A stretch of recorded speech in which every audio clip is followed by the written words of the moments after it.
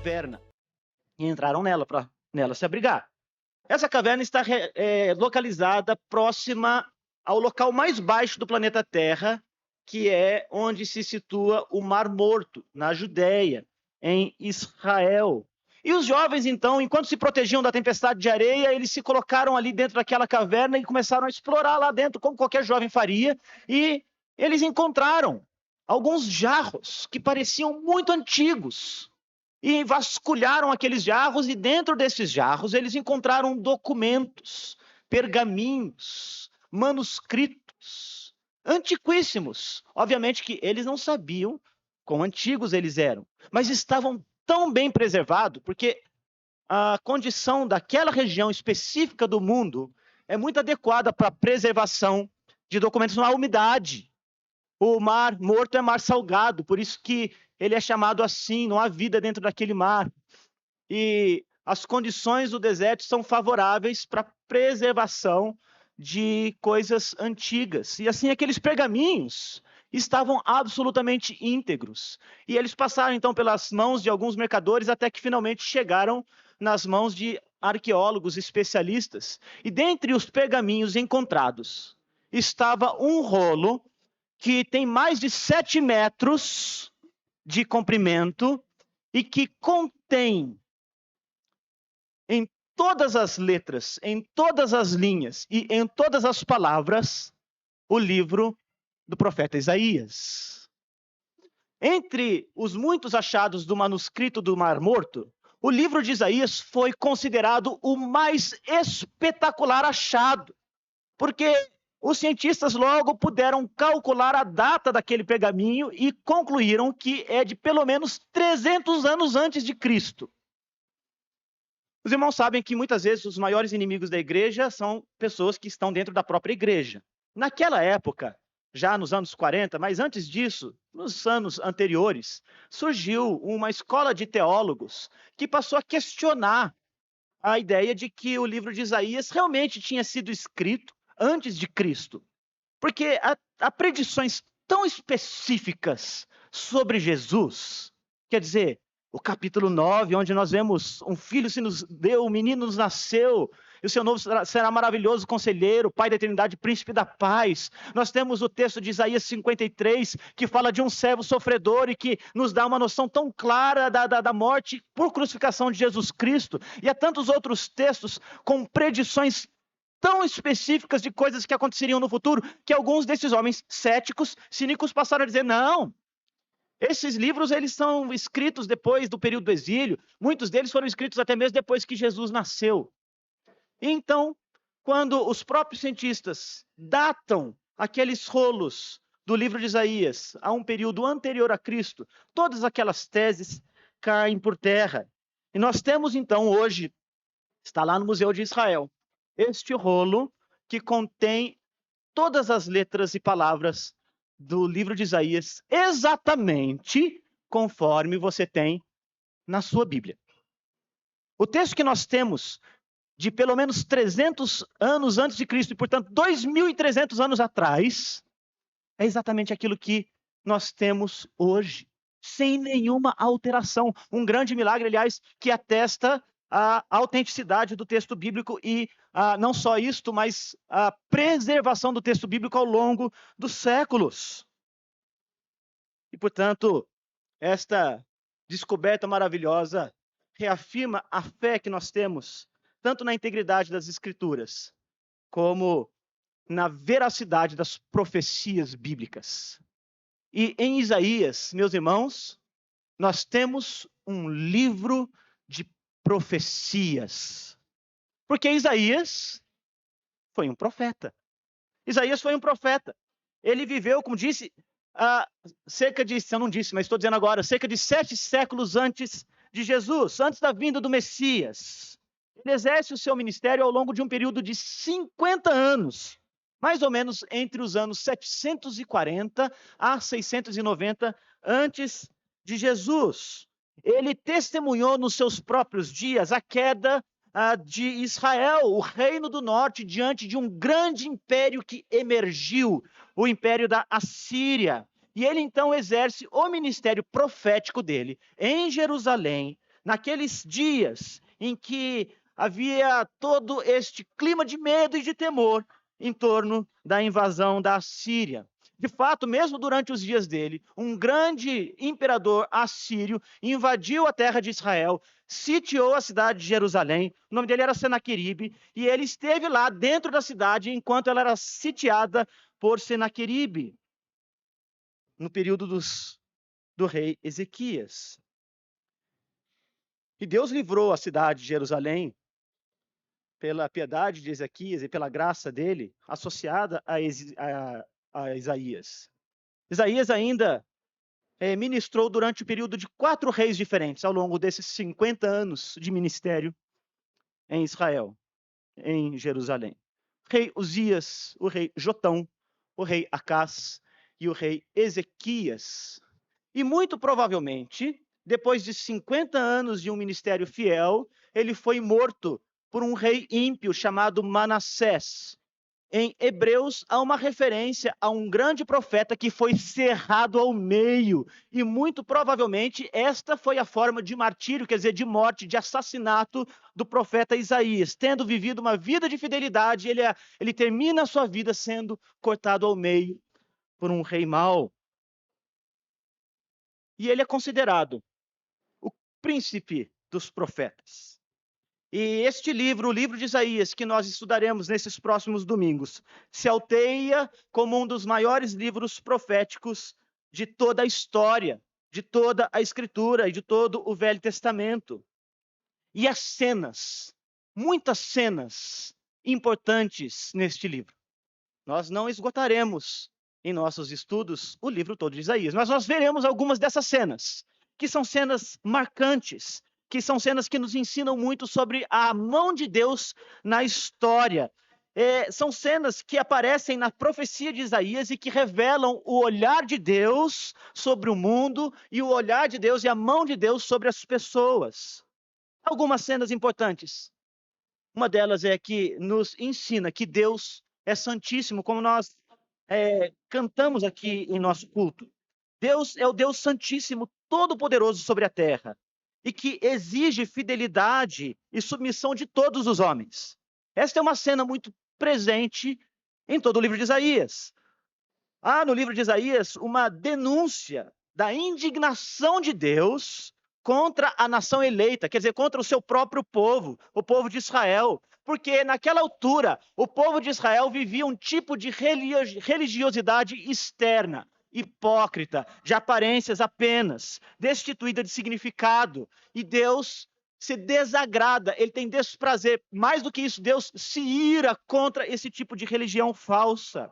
Mas ainda mais, nós temos a cena em Isaías que fala da fidelidade de Deus no passado para com os patriarcas e a certeza de que essas promessas da aliança de Deus haverão de ser cumpridas mesmo no meio de um povo rebelde. E que Deus ainda vai formar um povo, uma comunidade multiétnica. Vocês que estão aqui hoje, Brasil, 2024, são o cumprimento das promessas que nós encontramos em Isaías, de que ele formaria para si um povo de todas as tribos, povos e raças, de todos os idiomas do mundo. Em Jesus Cristo, no Messias prometido, ele formaria uma grande nação por toda a terra. E Isaías nos fala e nos apresenta essa bela cena do povo de Deus sendo formado por sua misericórdia. Nós aprendemos ainda lendo Isaías que Deus vai vindicar sua causa. E ele vai mostrar para o mundo inteiro a sua glória. E que a soberania dele haverá de se manifestar de forma evidente para todos os homens. As cenas terríveis e de grande esperança para os cristãos, para os crentes. Nós lemos, por exemplo, Isaías capítulo 66.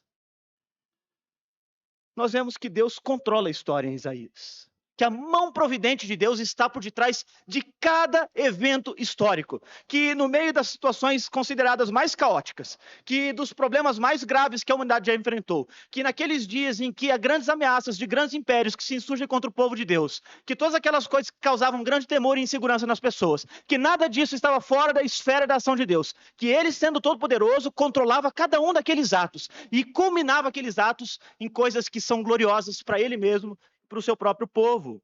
As profecias preditivas, quer dizer, as profecias que apontavam para coisas futuras, todas elas provavam que Deus tem uma mão forte conduzindo a história. E nada foge ao seu controle. Mas há uma cena prevalecente. Há uma cena prevalecente em Isaías. Consistentemente em todo esse livro de Isaías, nós vemos que a obra de Deus, que vai formar essa nação multiétnica, que vai vindicar a sua causa e que governa sobre a história, nós vemos que a cena prevalecente, ela se dá por meio de um homem. Ela se dá por meio de um homem que vem da descendência de Davi, de um rei prometido. Há um reino prometido em Isaías, que vai ser conduzido por um rei da linhagem de Davi, ungido por Deus. Mas ainda mais, Isaías nos dirá que este rei, ele se faz servo. Ele se torna um servo que sofre, um servo que padece, um servo que carrega sobre si, sobre os seus ombros, a carga da maldade humana, do pecado dos homens, daqueles por quem ele veio e para quem ele veio. Ele haveria de sofrer, porque este rei serve. Ele vai ser rejeitado por muitos, mas ele realizará a vontade de Deus. Em terceiro lugar, este rei, que é um servo sofredor, ele triunfará. A causa dele triunfará. A mensagem dele triunfará. O nome dele será reconhecido em toda a terra. Ele será o rei diante de quem todos os homens, em todos os tempos, haverão de dobrar os seus joelhos.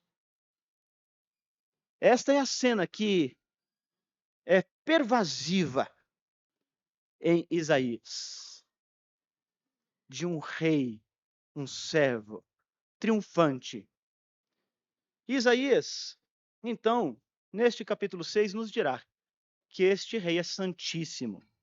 Eu quero ler com vocês as primeiras palavras de Isaías capítulo 6. No ano da morte do rei Uzias, eu vi o Senhor assentado sobre um alto e sublime trono, e as abas de suas vestes enchiam o templo.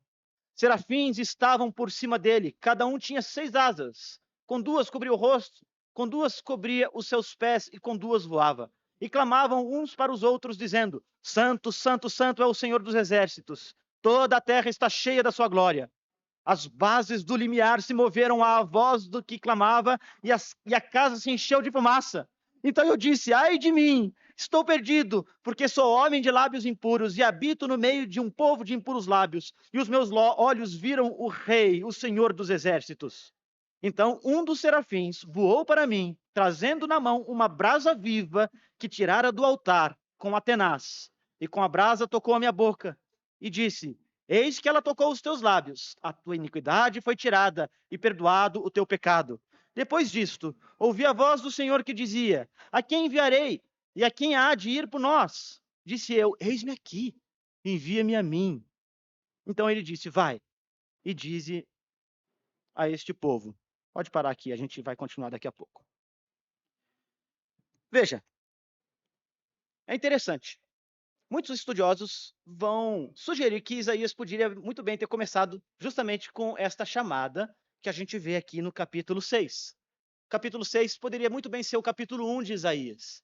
E os capítulos 1 a 5 seriam o que então? Uma espécie de prólogo, um tipo de prefácio. Você já viu nos livros, não é? Antes da gente ter o próprio texto, não é? Que a gente vai ler, a gente tem um prefácio que prepara a gente para a leitura do texto. É uma espécie de apresentação que ajuda a gente a chegar no texto propriamente dito. E os primeiros 5 capítulos servem como uma espécie de prólogo, uma preparação para isso que nós acabamos de ler aqui no capítulo 6. E o que temos nos primeiros 5 capítulos? Muito resumidamente, nós vemos o juízo de Deus sobre uma terra que é tomada por injustiça. A terra do povo de Deus estava cheia de injustiça. As pessoas estavam insensíveis para com Deus e para com a sua palavra. As pessoas não se importavam com o que Deus tinha para dizer para elas.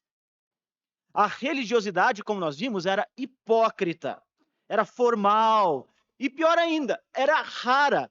Mesmo os hipócritas eram poucos, porque a maioria das pessoas já havia abandonado a fé e a religião e não tinham interesse nenhum por nada que dissesse respeito às coisas de Deus. De modo que havia na terra do povo da aliança uma grande incredulidade. As pessoas eram descrentes, eram cínicas, eram céticas. E isso aumentava cada vez mais entre os homens e resultava em um tipo de vida que era tomada por lassidão moral. Gente imoral, quer dizer, a impureza graçava no meio do povo. Bondade, beleza, dignidade, pureza desapareceram, mesmo no meio do povo de Deus. E Deus se levanta em juízo contra isso. E os 5 primeiros capítulos nos dão conta disso.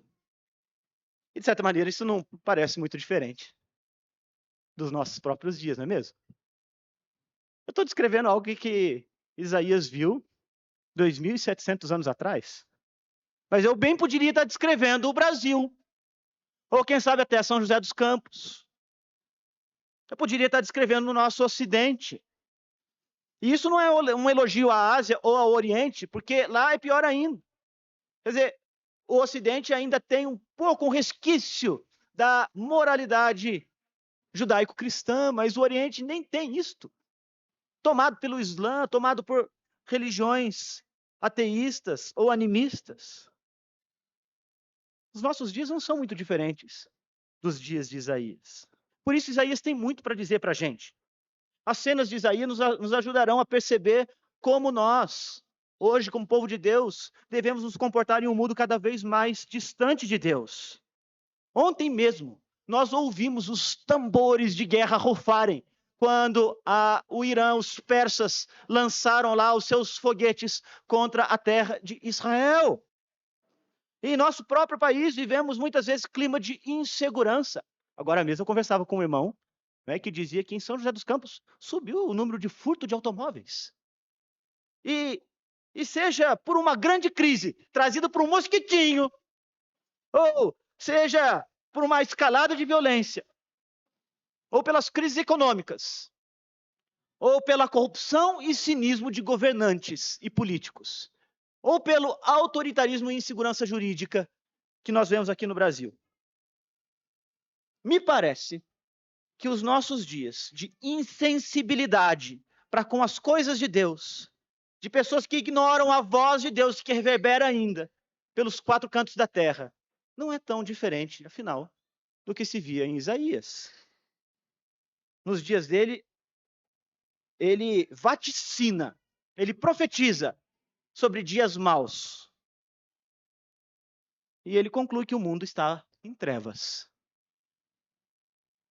E este cenário que Isaías coloca diante de nós, nos 5 primeiros capítulos do seu livro, nesse prólogo, é que nos leva ao capítulo 6. Talvez o mais importante do livro de Isaías seja esse capítulo que nós lemos aqui, se a gente puder elencar em importância os textos de um livro profético. É com certeza um dos textos mais conhecidos de toda a Bíblia. Um texto que nós devemos ler e meditar rotineiramente, quem sabe até memorizar as palavras desses primeiros versículos do capítulo 6. Que cena é esta? O que nós encontramos nesse capítulo? Nós temos uma visão.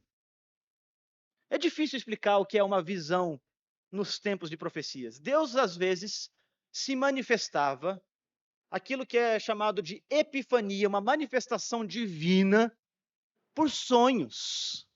Outras vezes ele se manifestava por aparições, por meio de aparições de anjos, que vinham como mensageiros e diziam para aqueles que eram recipientes das mensagens o que Deus tinha para dizer. Nos tempos antigos, Deus fez estas coisas. E às vezes, ele se manifestava por uma visão. Algo semelhante ao que nós vemos, por exemplo, em Apocalipse com João. A gente não sabe se ele está dormindo, se ele está acordado. Não é se ele foi trasladado na sua mente ou na sua alma. É difícil a gente definir exatamente como é uma visão, mas o fato é que ela produz, ainda que na mente, sensações semelhantes à que nós experimentamos na concretude da vida. Porque nas visões muitas vezes se fala em vista, se fala em olfato, se fala em toque, em sensibilidade, e a gente não sabe se isso está acontecendo no plano real ou, de alguma maneira, em algo mais espiritual. Mas o fato é que nós temos uma visão de uma manifestação de Deus que se coloca diante de Isaías. E, portanto, o capítulo 6 é uma epifania, uma visão de Deus, um visio Dei. E o que Isaías está dizendo aqui?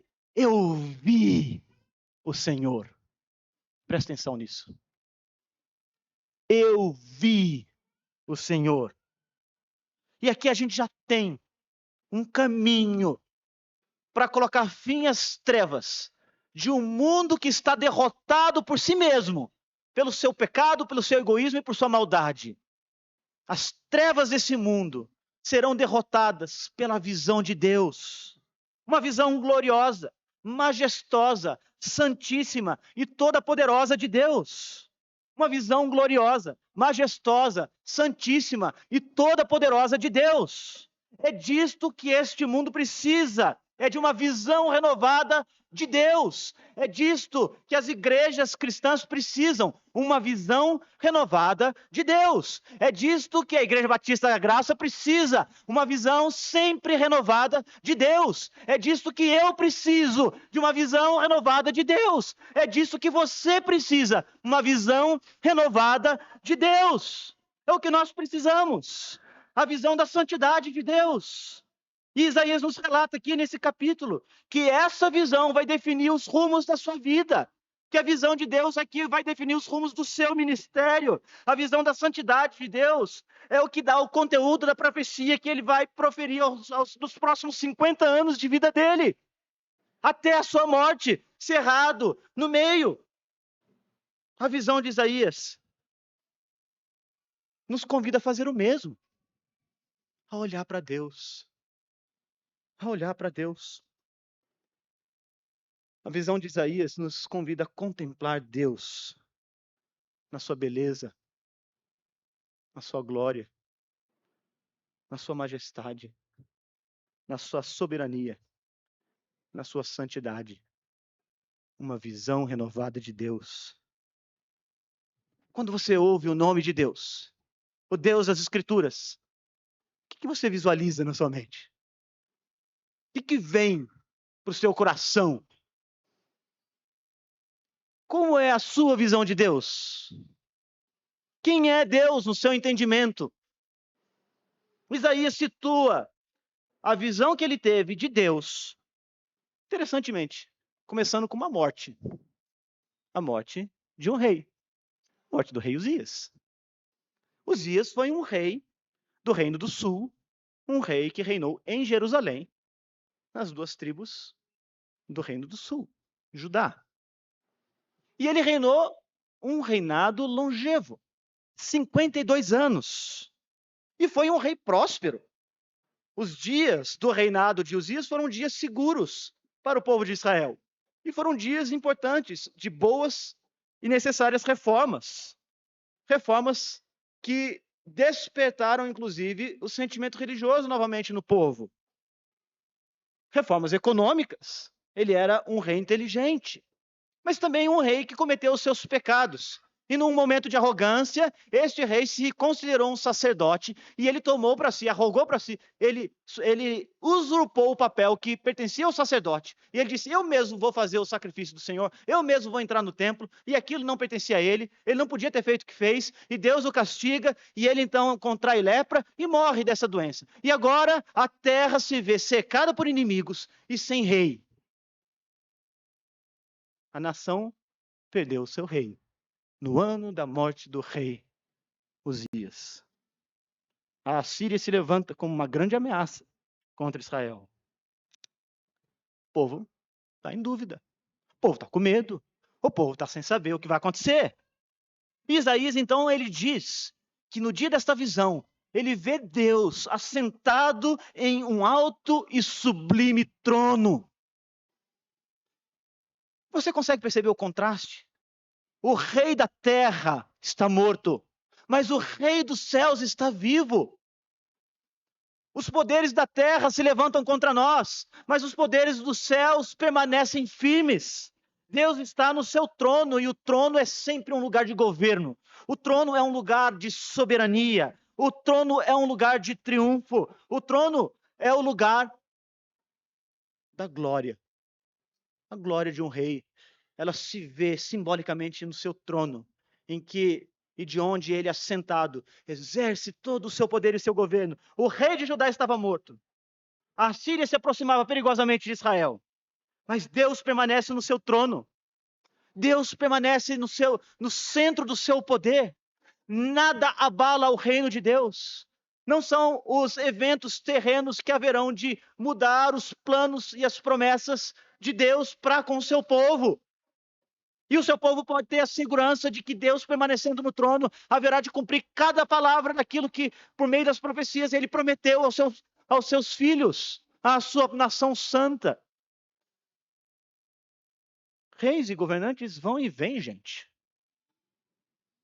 Presidentes vão e vêm. Mas Deus permanece para sempre. O trono de Deus permanece inabalável. E é desta sala do trono de onde Deus exerce todo o seu poder, todo o seu domínio, todo o seu governo e toda a sua soberania sobre toda a terra. O texto vai dizer para a gente que as bases do limiar se moveram diante do poder de Deus. As abas, quer dizer, a pontinha da vestimenta divina, tomava o lugar inteiro. Imagina, né? Uma pontinha, não é? As abas da vestimenta dominarem a sala toda, o templo todo. Aquela é uma visão de um templo celestial. E as abas estavam em todos os cantos. Isso nos remete a uma visão de alguém poderosíssimo. Quer dizer, se as pontas de suas roupagens eram maior do que a própria sala onde ele estava, quão grandioso é este Deus. Quando nós lemos no Salmo 2, que alguns governos, já naqueles dias, odiavam Deus, e vemos hoje governos anti-Deus se levantando no mundo todo, nós aprendemos que este Deus poderoso não vai vergar diante da fúria e da ira maldosa dos homens. Haverá um dia, e Isaías nos promete isto, assim como toda a escritura do Velho Testamento, em particular o Salmo 2, em que estes mesmos que rilham os seus dentes e cerram os seus punhos contra Deus, vão dobrar os seus joelhos, ainda que sejam quebrados, diante da soberania divina. Então foi neste momento de incerteza, de medo, de guerra, de crise nacional, que Deus vem e se manifesta diante de Isaías.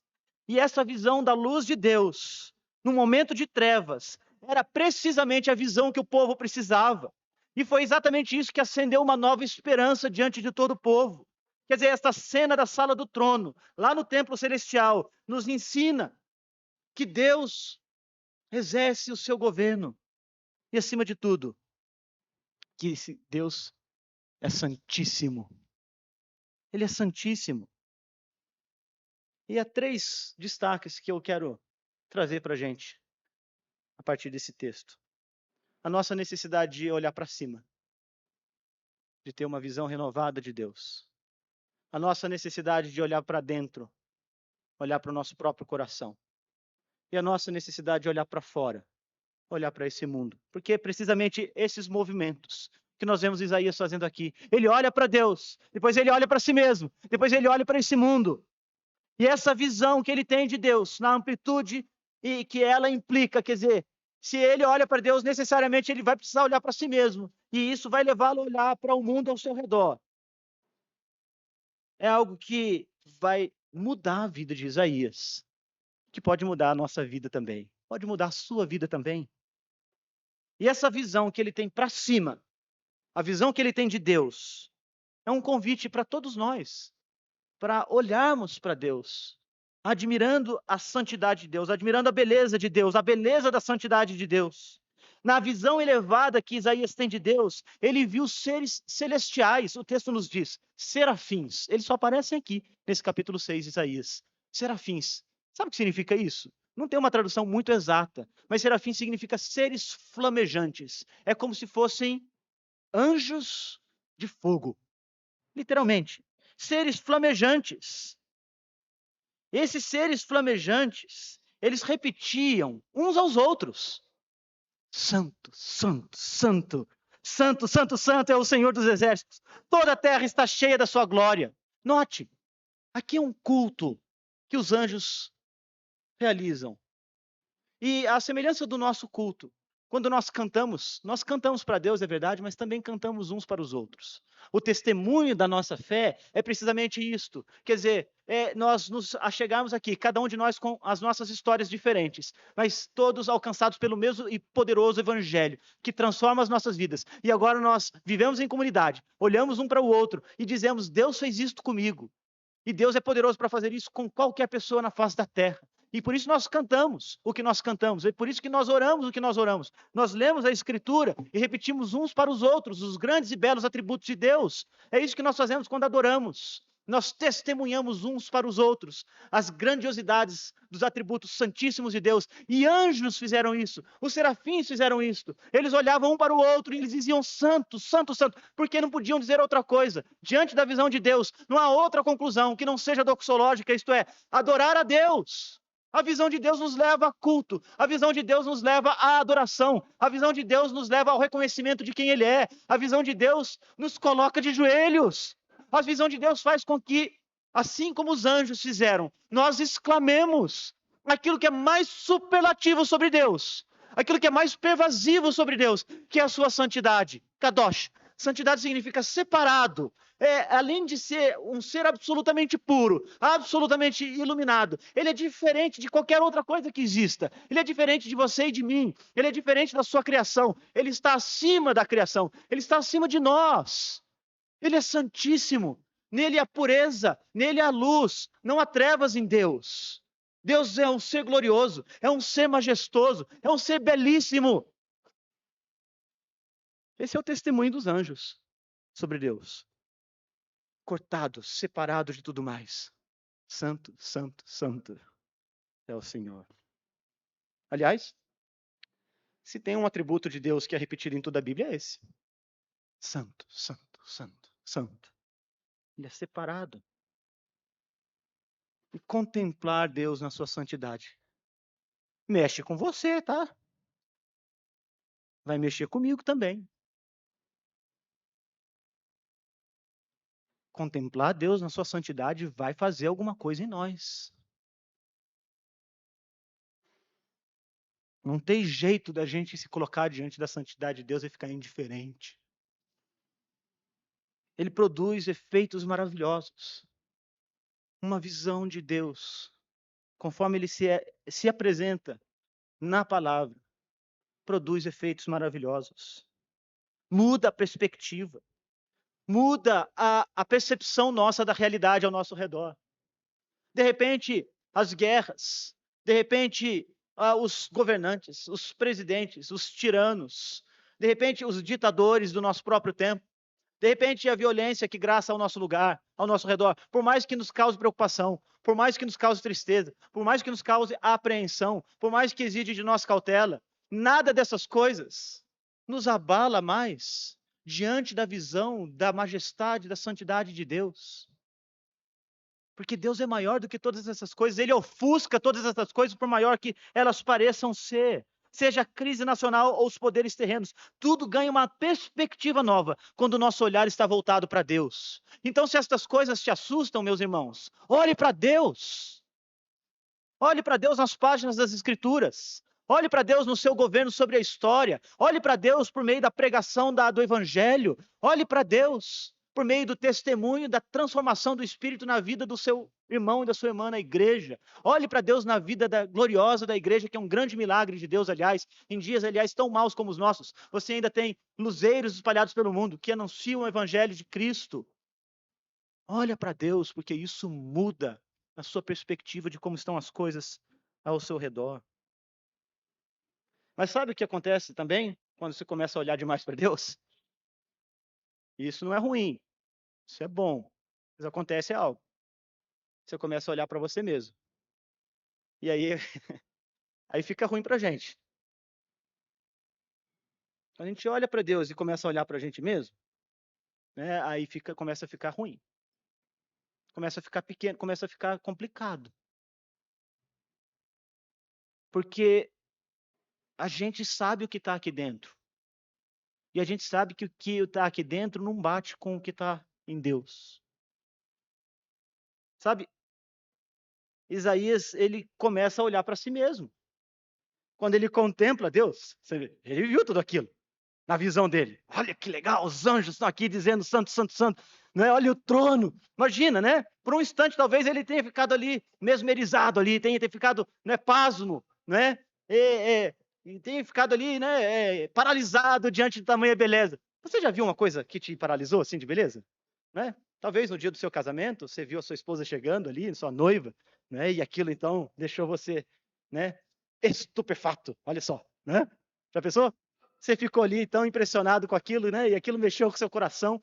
Ou, né, você foi para uma montanha e viu de lá uma parte da criação divina, fez uma viagem maravilhosa, né? Conseguiu olhar para as estrelas, tanta coisa. Os anjos estão certos. Eles estão dizendo que a terra está cheia da glória de Deus. Há muitas coisas gloriosas, não é, que Deus permite que a gente veja, que são vislumbres, né, da divindade, quer dizer, do poder de Deus. O apóstolo Paulo vai dizer em Romanos que as coisas de Deus, elas se veem na criação. E a gente então pode ver um pouco dessa beleza divina nas coisas criadas. E às vezes essas coisas tiram o fôlego da gente. E pode ser que você já tenha visto coisas desde o nascimento do seu filhinho, ou da sua filhinha, ou no dia do seu casamento, ou nas coisas da criação, que disseram: Uau, isso é incrível!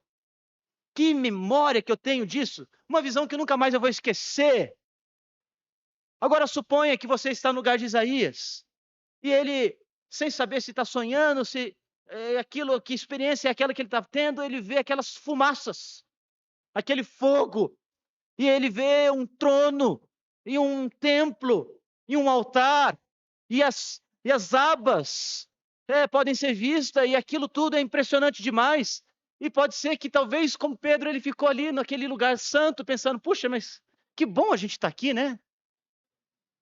Que bom. Mas aí ele falou assim: espera aí, ai que eu vou morrer. Acabou tudo, gente. Acabou tudo. Ele falou: acabou tudo para mim. Estou morrendo. Estou perecendo. Credo. Eu não sei quantos aqui já tiveram uma experiência de sentir que vai morrer. Mas é ruim demais. Eu estava conversando com meu pai outro dia, a gente estava lembrando, quando eu tinha uns 15 anos, eu era atrevido, acho que ainda sou um pouco. E a gente foi, o pai também era. E a gente foi junto lá para Angra dos Reis, estava brincando na praia e um monte de placa de proibido e a gente ignorou as placas.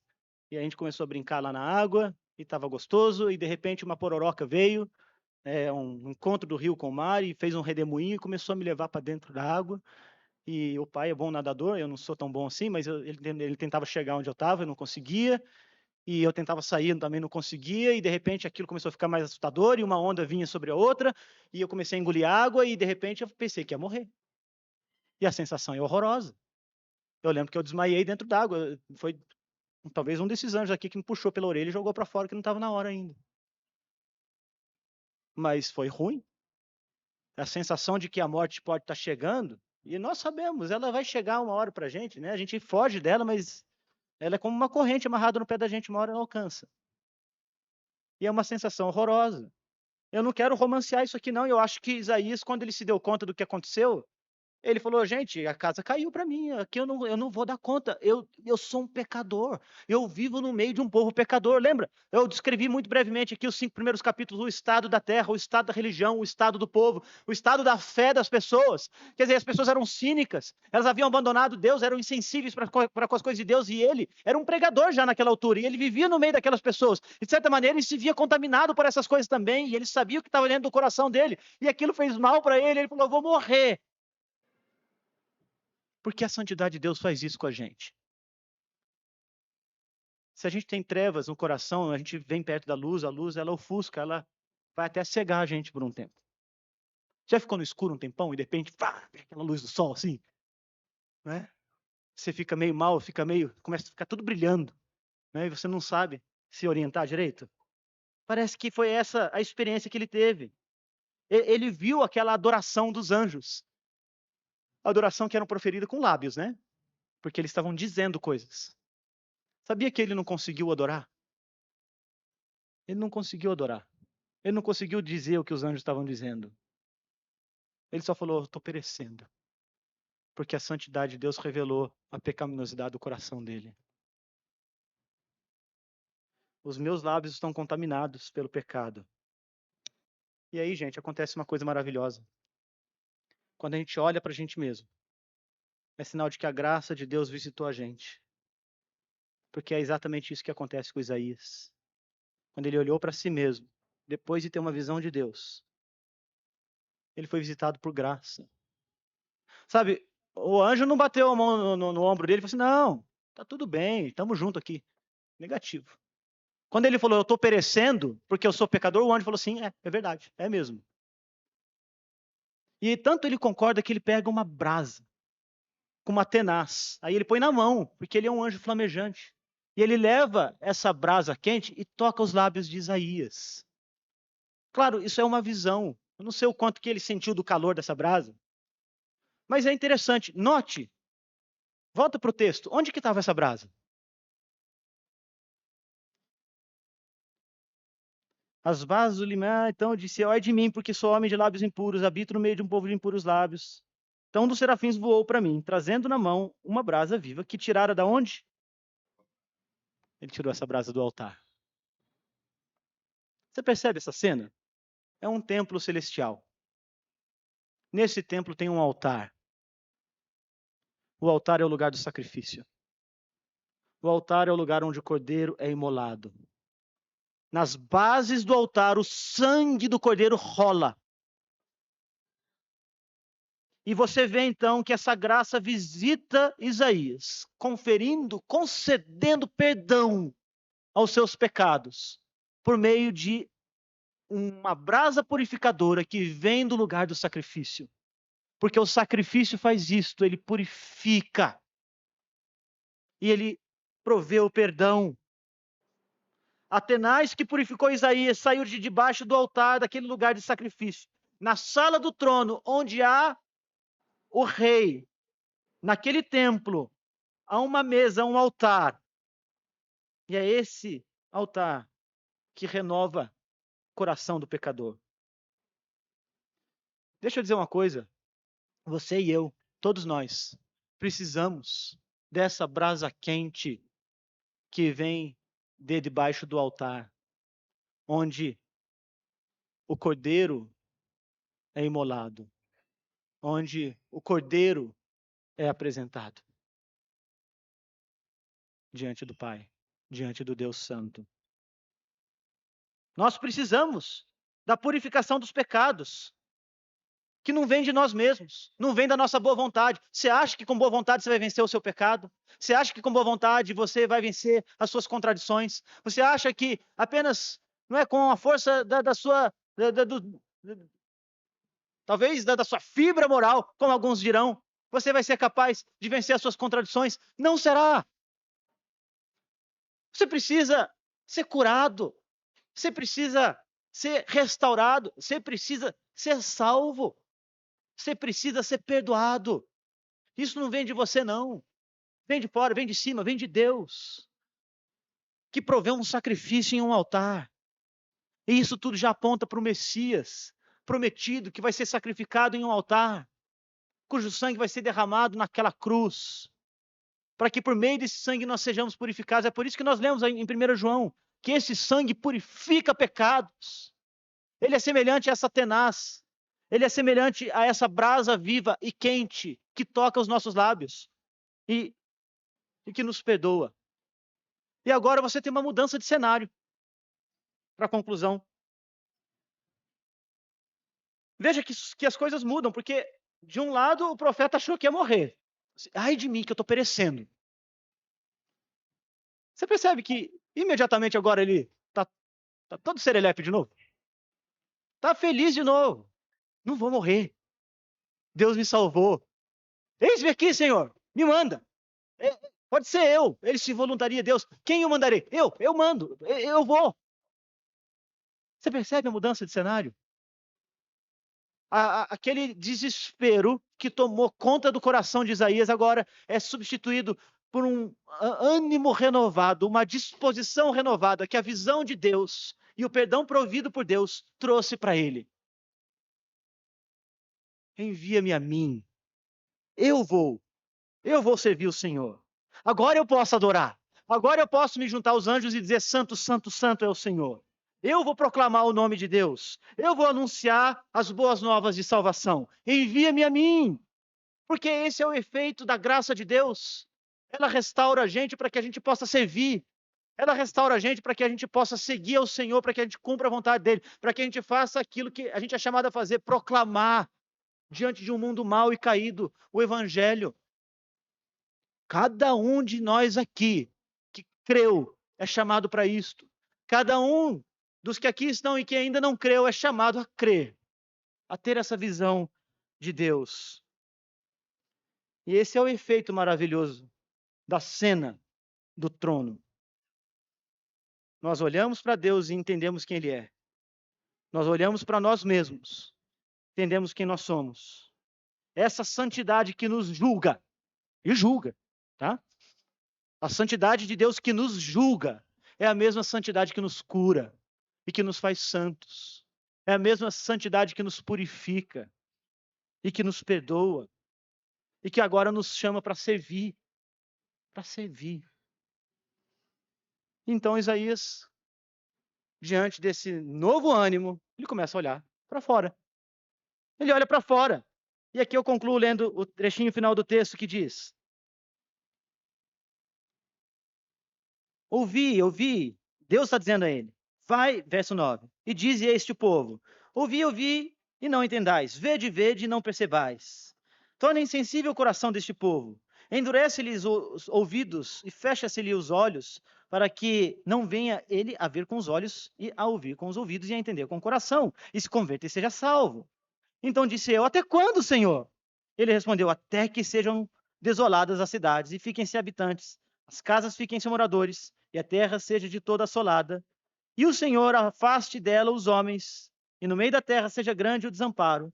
Mas se ainda ficar a 10ª parte, dela se tornará a ser destruída, como o terebinto e como o carvalho, dos quais, depois de derribados, ainda fica o toco. Presta atenção aqui. Assim, a santa semente é o seu toco. Sabe o que Deus está dizendo para ele aqui? Olha, você vai sim. Você vai pregar para as pessoas, você vai profetizar, mas elas não vão te ouvir. É isso que ele está dizendo. Elas não vão entender. Elas vão te rejeitar. Elas continuarão hostis à graça. Elas continuarão rejeitando a mim. Elas rejeitarão a sua pregação. Foi precisamente isso que aconteceu com Isaías. Houve dias em que as pessoas da terra dele disseram para ele assim: olha, você trata a gente como se a gente fosse criança, falando coisas básicas. E de fato ele estava dizendo coisas básicas, porque eles não entendiam. E não é porque ele estava dizendo profecias difíceis, não. Ele estava dizendo as coisas mais essenciais. Olha, gente, vocês precisam voltar para a aliança. Olha, gente, vocês precisam se voltar para Deus. Olha, gente, Deus vai condenar vocês. Quer dizer, não podia ser mais claro do que essa a mensagem dele. E ainda assim, ele era rejeitado. E ele é enviado, então, para uma nação condenada, assim como a igreja é enviada para um mundo que está em trevas. Mas, e aqui você tem uma predição do que aconteceria com Israel. Israel ia rejeitar, Judá ia rejeitar, Judá uma hora seria invadida, ela seria levada pelos babilônios, não pelos assírios, mas pelos babilônios. E a pregação deveria continuar chegando àquele povo. E quando parecesse que não tinha mais esperança nenhuma, o carvalho é uma grande árvore, o terebinto é uma grande árvore. Imagina uma árvore cerrada, só está o toquinho dela. E você vê aquilo e fala assim: acabou, não tem mais esperança. A última frase diz: a santa semente é o seu toco. Há um brotinho que sai daquela árvore. Há um brotinho que sai daquela árvore, que foi cerrada, que foi queimada, tem um brotinho de vida que a pregação produziu, de um remanescente, de um povo que Deus está formando para si, e que ensina para todos nós que a soberania na salvação é de Deus, e Ele vai usar a pregação e a palavra, mesmo que o mundo rejeite, mesmo que as pessoas que você conhece, para quem você prega o evangelho, para um vizinho seu, para um tio, para uma tia, para um irmão, para uma irmã, para um amigo, para uma pessoa da sua família, e você fala, e você testemunha, e você não vê nada acontecendo, e você não entende por que essa pessoa não é salva ainda, mas essa obra é de Deus. E um dia, mesmo num toco, vai sair dele uma semente santa, que vai vicejar e que vai produzir muitos frutos. Há na mensagem de Isaías uma esperança final, de que essa obra da pregação não é vã, de que a obra do anúncio do evangelho não é uma obra vã, de que a obra da igreja não é uma obra social, não, pelo contrário, é a proclamação de um evangelho santo. E essa obra, gente, que a gente quer fazer aqui, lá em Jacareí, aqui na Zona Sul, em todos os lugares para onde Deus mandar a gente, entre os nossos vizinhos e amigos, não é uma obra vã, porque o evangelho salva, e porque é uma santa semente que vai surgir até mesmo de árvores cortadas. Isso é um grande encorajamento para que a gente siga fiéis, mostrando para as pessoas a beleza do Deus Santíssimo que está assentado no seu trono de glória. E que Ele nos abençoe. Vamos orar. Senhor, nós te bendizemos, porque Tu és santíssimo. E porque esta santidade que nos condena também é a que nos purifica por meio de Jesus, aquele que foi colocado no altar, aquele que foi sacrificado em nosso favor. E é a santidade que nos chama a servir. E eu peço que o Teu Espírito esteja conosco, nos impelindo a um serviço Teu, para a glória do Teu nome. Amém.